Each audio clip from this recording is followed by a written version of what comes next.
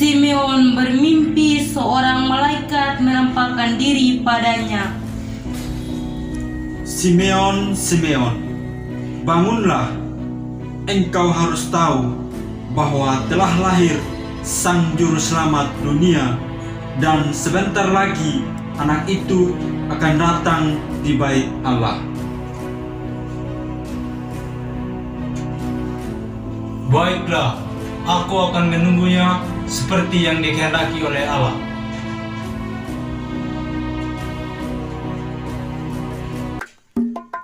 Keesokan harinya, Simeon memberitahukan mimpinya kepada Hana, seorang nabi perempuan, anak Fanuel dari suku Asher.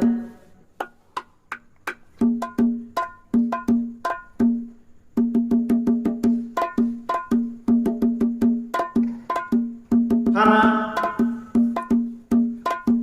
seorang malaikat datang di dalam mimpiku dan memberitahukan bahwa Sang Juru Selamat telah lahir.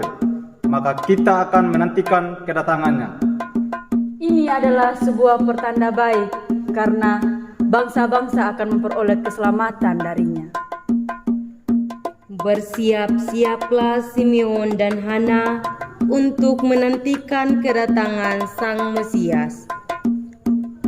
Pada hari ke-8, tibalah Yusuf, Maria, dan Yesus di Bait Allah.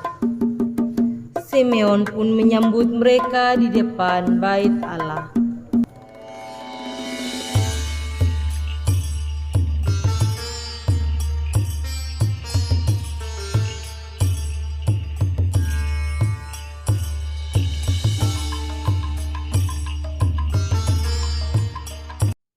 Kemudian Maria memberikan Yesus kepada Simeon.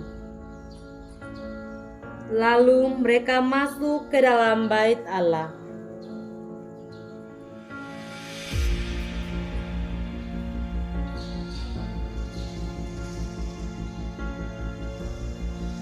Dalam Bait Allah, mereka berjumpa dengan Hana yang datang menghampiri mereka.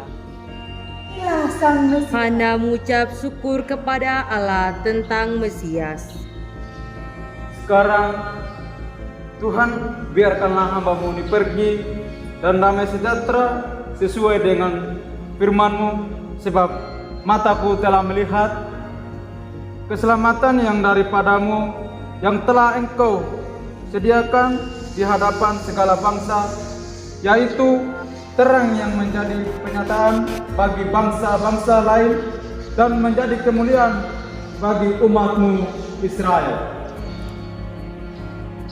Inilah anak yang dinantikan oleh banyak orang sebagai penyelamat dunia.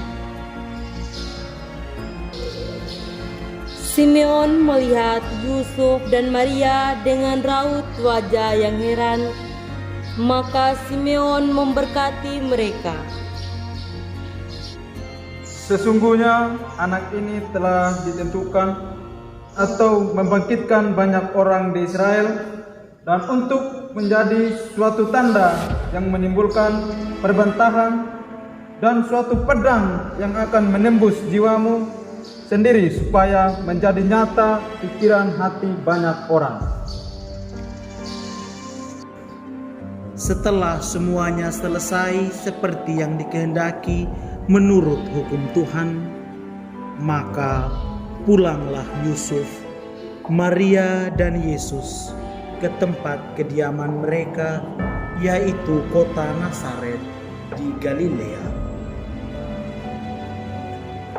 Dari cerita ini dapat dikatakan bahwa Simeon dan Hana adalah saksi pertama yang menunjukkan bahwa bayi yang dibawa Maria dan Yusuf adalah Mesias yang dijanjikan Allah. Simeon sekaligus menyampaikan nubuat bahwa sesungguhnya anak ini ditentukan untuk membangkitkan banyak orang di Israel, artinya untuk pertobatan mereka yang telah mati dan terikat dalam dosa, agar dapat hidup kembali di dalam Allah. Inilah yang menjadi kedukaan Maria. Yesus sudah lahir tidak seperti bayi pada umumnya di tempat yang tidak layak. Kemungkinan yang tidak diinginkan oleh banyak orang. Simeon menubuatkan bahwa Yesus tidak tumbuh dan berkembang seperti anak lainnya. Akibatnya Maria ditembus pedang dalam jiwanya. Artinya Maria akan mendapatkan hal-hal yang menyakitkan karena anaknya akan menjadi sumber perbantahan, maka ibunya akan menjadi sumber persoalan. Tidak ada seorang ibu yang menginginkan penderitaan terhadap anaknya. Namun berkat ketulusan dan kesiapsediaannya, ia menerima tugas dari Tuhan. Maria menyimpan segalanya itu dalam hati dan membiarkan nubuat itu ada dan membiarkan Allah berkarya dan bekerja di dalam diri. Maria, Yesus dan Yusuf kembali ke kediaman mereka. Ketika malam hari, dalam mimpi malaikat Tuhan menampakkan diri kepada Yusuf untuk menyampaikan pesan. Bangunlah, ambillah anak itu serta ibunya, larilah ke Mesir dan tinggallah di sana sampai aku berfirman kepadamu. Karena Herodes akan mencari anak itu dan membunuh dia. Maria, bangunlah. Aku bermimpi seorang malaikat datang menyuruh saya untuk pergi ke Mesir untuk menyelamatkan bayi Yesus. Baik, suamiku. Maria dan Yosef bergegas pergi ke Mesir tanpa memperdulikan kesepian dan dinginnya malam itu. Herodes memerintahkan pengawalnya untuk membunuh semua anak yang berusia di bawah 2 tahun. Semua anak pun dibunuh tanpa tersisa. Maria mulai gelisah. Di saat-saat kebahagiaannya karena kelahiran sang putra, ia harus melarikan diri ke Mesir. Seolah anaknya adalah kesialan bagi dunia. Dengan mendekap putranya dalam pelukan terdalamnya, mereka berangkat menuju Mesir. Dari peristiwa pembunuhan ini, banyak ibu yang menangisi dan meratapi kepergian anak mereka. Yosef yang membawa Maria dan bayi Yesus pergi ke Mesir juga mengalami duka yang sama. Setelah mendengar kabar bahwa Arkelaus yang menggantikan Herodes ayahnya menjadi raja di tanah Yudea, maka Yosef pun beralih untuk pergi kembali ke daerah Galilea. Mereka sekeluarga tinggal di kota yang disebut Nazaret. Hal itu terjadi supaya genaplah yang difirmankan oleh nabi-nabi bahwa ia akan disebut orang Nazaret. Di dunia ini tidak ada seorang ibu yang rela anaknya dibunuh ataupun yang ingin melukainya, karena bagi ibu, anak adalah segalanya dan anugerah dari Tuhan. Inilah pedang duka cita yang menikam Maria sekali lagi. Pelarian ini kelihatan ringan, namun sebenarnya berat.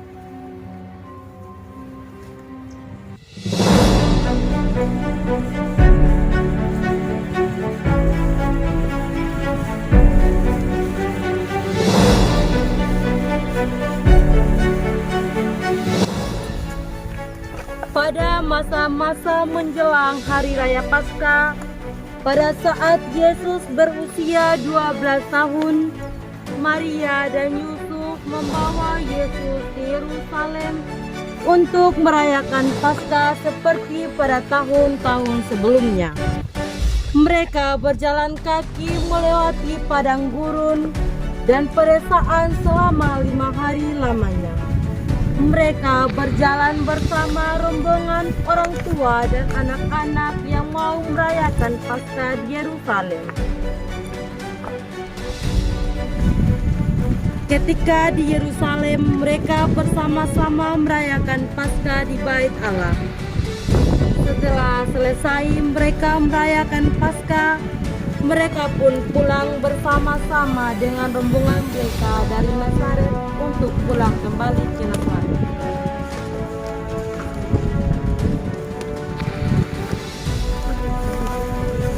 Mereka bersama-sama merayakan Paskah di Bait Allah.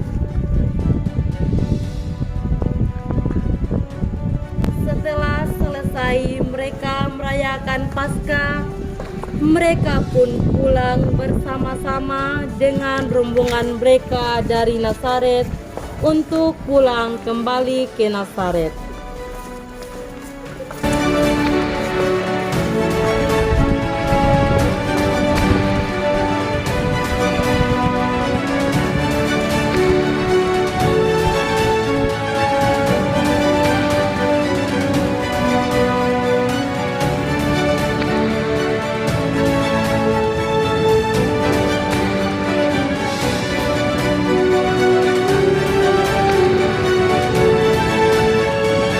Sudah setengah perjalanan selama 3 hari, Maria dan Yusuf baru menyadari bahwa Yesus tidak berada dalam rombongan tersebut.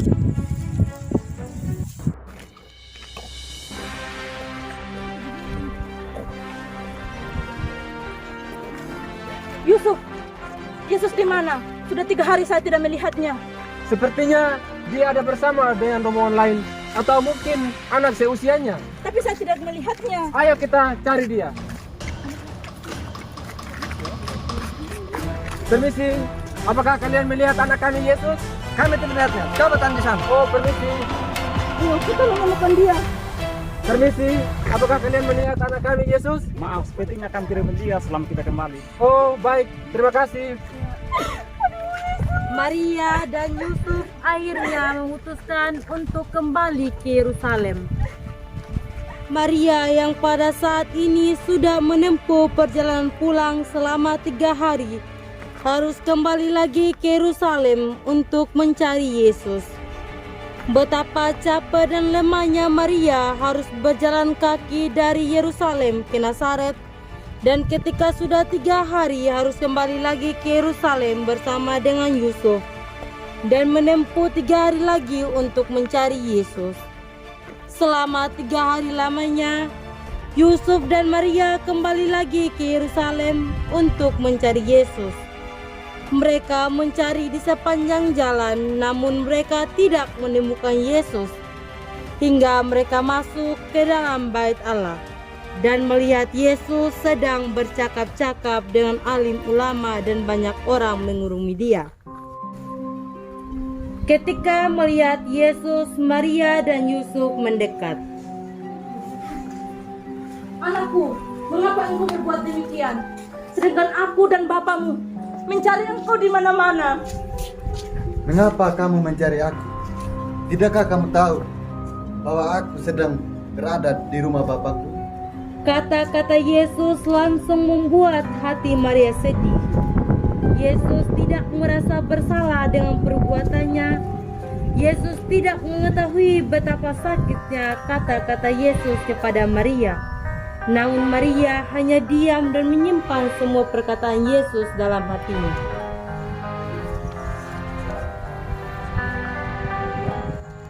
Ketika berusia 30 tahun, tampillah Yesus di muka umum dengan segala tanda heran yang dilakukannya.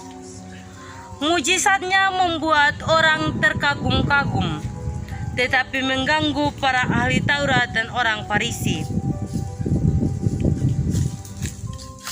Mereka takut kehilangan simpati rakyat.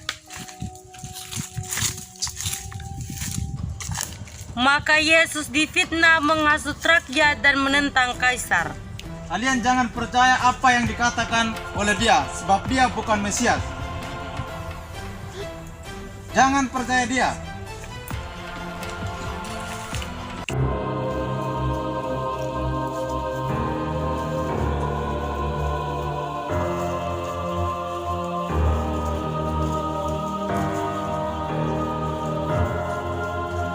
Sedang berada di Taman Getsemani bersama para muridnya, datanglah para algojo dan pemuka bangsa Yahudi untuk menangkap Yesus. Yesus dibelenggu dan dibawa ke rumah Pilatus untuk diadili. Para murid berhamburan tanpa arah meninggalkan Yesus.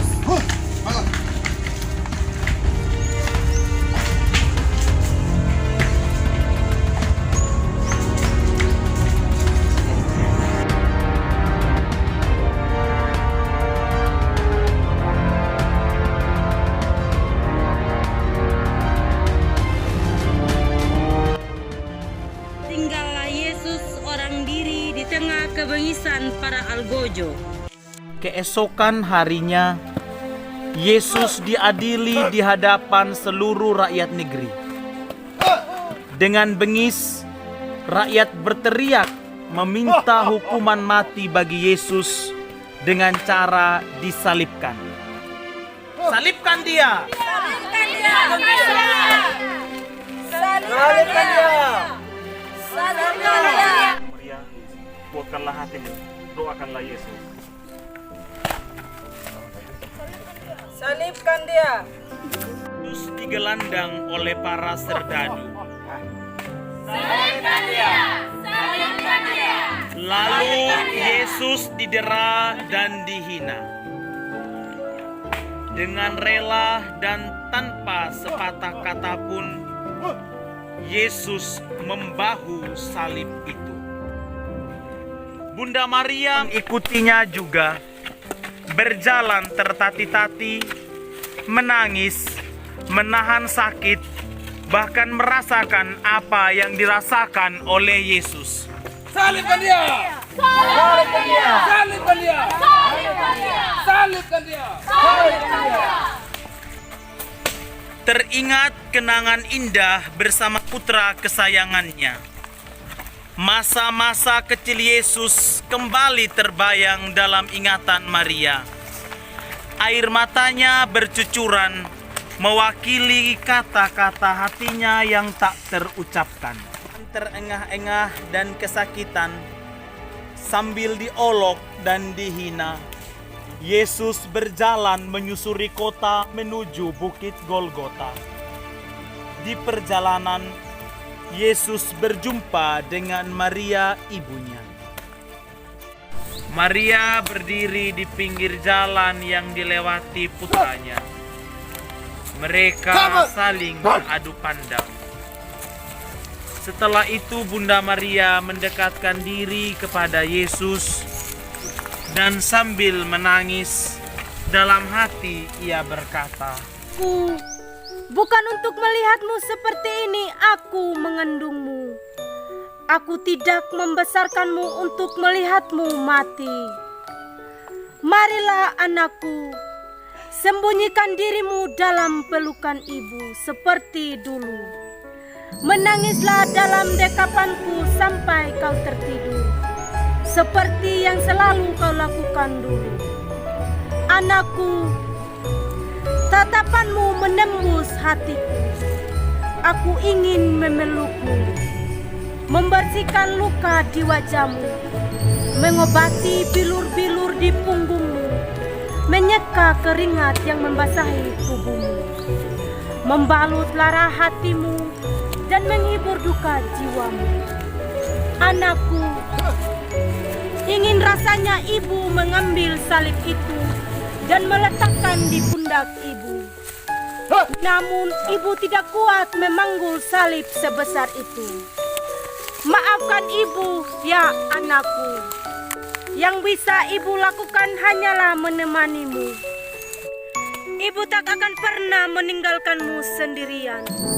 Ibu akan terus berjalan bersamamu sampai ke puncak. Perjumpaan yang singkat itu sangat membekas pada hati Maria. Yesus berjalan terus menuju Golgota, dan dengan setia Maria mengikutinya. Sebagai seorang ibu, tak terbayang betapa teriris hati Maria melihat putra yang dikasihinya penuh berlumur darah akibat gerakan para algojo. Seolah terjawablah nubuat Simeon, sebuah pedang akan menikam jiwamu.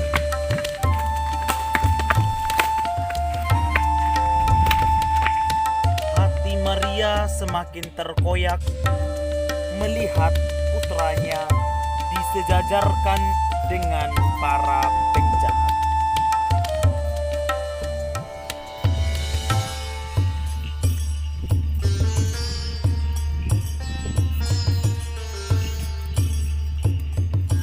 Para algojo mengolok-olok Yesus, dan di atas kayu salib Yesus bergantung dan berseru kepada Bapa. Ya Bapa, ampunilah mereka, sebab mereka tidak tahu apa yang mereka perbuat. Katamu engkau akan merumbuhkan bait Allah dan membangunnya kembali dalam 3 hari. Selamatkanlah dirimu sendiri jika engkau adalah anak Allah. Turunlah dari salib itu. Katamu engkau adalah seorang Mesias. Selamatkanlah dirimu dan kami.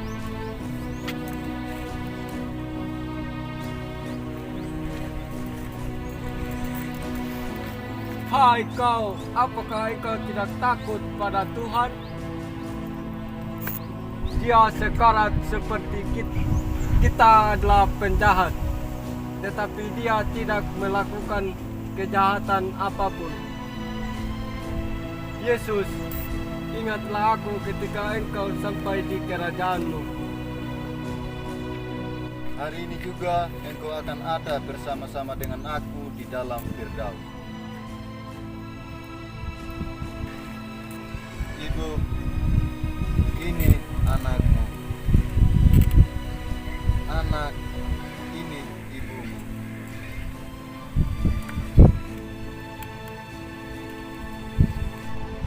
Allahku, ya Allahku, mengapa engkau meninggalkan aku?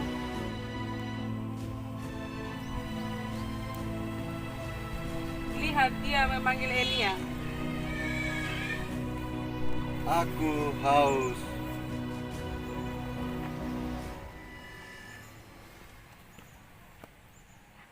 Jangan kita menyembuhkan kesakitannya dengan anggur yang murah.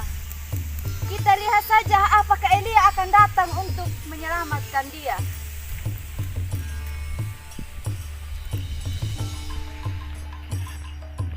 Ya Bapa, ke dalam tanganmu kuserahkan nyawaku. Sudah selesai.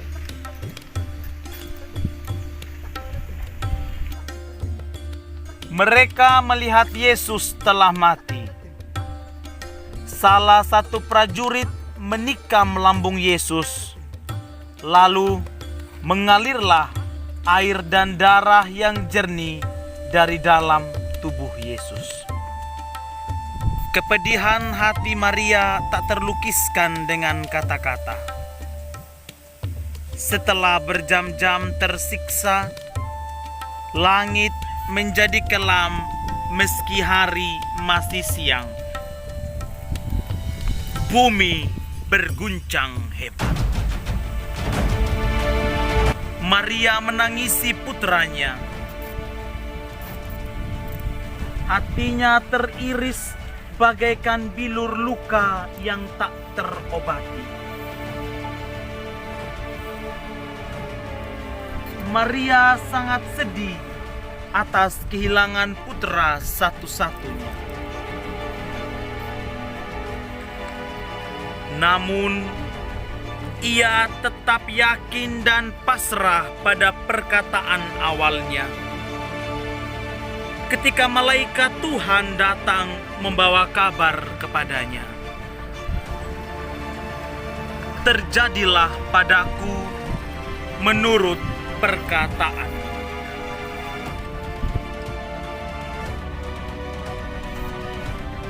Perkataan itulah yang membuat Maria menjadi kuat dan sabar, serta percaya bahwa semua penderitaan yang dialami putranya adalah demi kebaikan semua orang.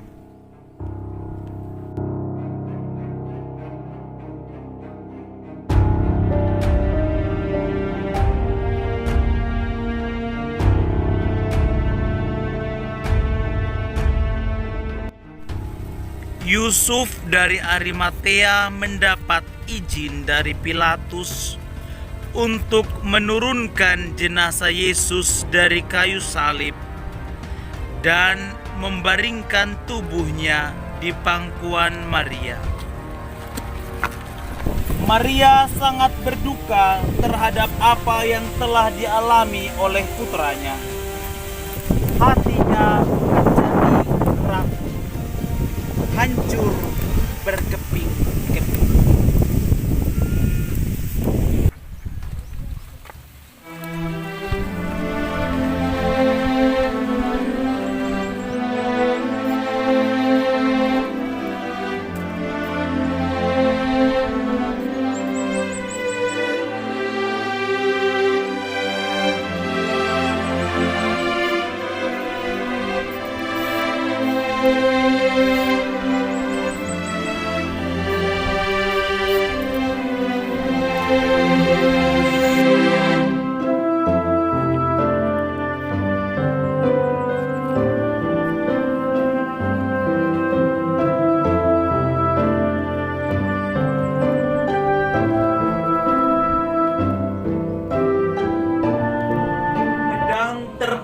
Ini benar-benar membuat Bunda Maria merasa kehilangan segalanya, yakni saat putranya dimakamkan. Anakku Yesus, waktu senja kian berlalu, menyisir lorong-lorong bernyawa sembilu, kian padam rasa cemasku untuk menemui dirimu, anakku. Aku seperti mau mati rasanya, merenungkan nasibmu sejak belia. Engkau ditolak di setiap rumah, para tetangga tak menginginkan kehadiranmu. Rumah-rumah telah menutup pintu untuk menyambutmu, hingga kandang binatang yang menjadi tempat kelahiranmu. Bukan rumah ataupun rumah sakit tempat engkau harus meletakkan kepalamu di kala sakit. Bukan dokter, bidan dan dukun bersalin tempat aku meminta untuk bersalin, hingga aku harus menjerit, menahan sakit yang teramat dalam untuk melahirkan dirimu di dunia ini. Kini engkau harus menderita, menanggung semua dosa manusia untuk menyelamatkan mereka di hadapan Allah. Anakku, aku belum sempat menerima semua ini.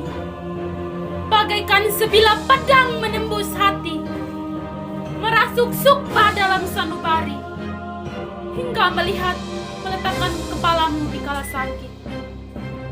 Namun karena cinta sejatimu kepada manusia, engkau rela mengorbankan nyawa demi menyelamatkan dunia dari segala dosa.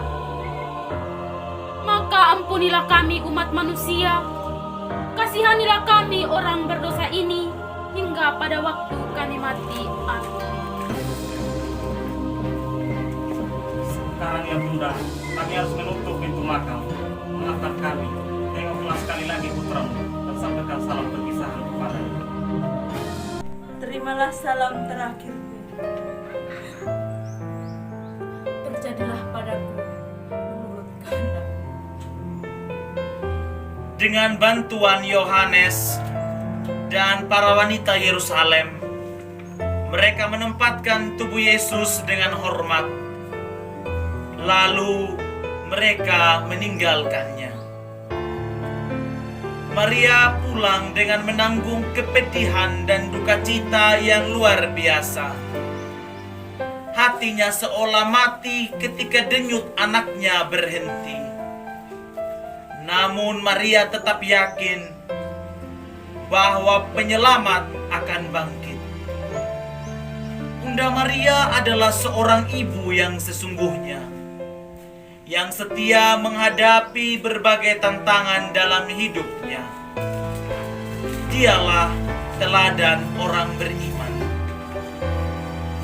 Dia mengamati bahkan menanggung segala penderitaan yang dialami oleh putranya. Segala cacian, hinaan, bahkan sengsara ditanggung Maria bersama Yesus.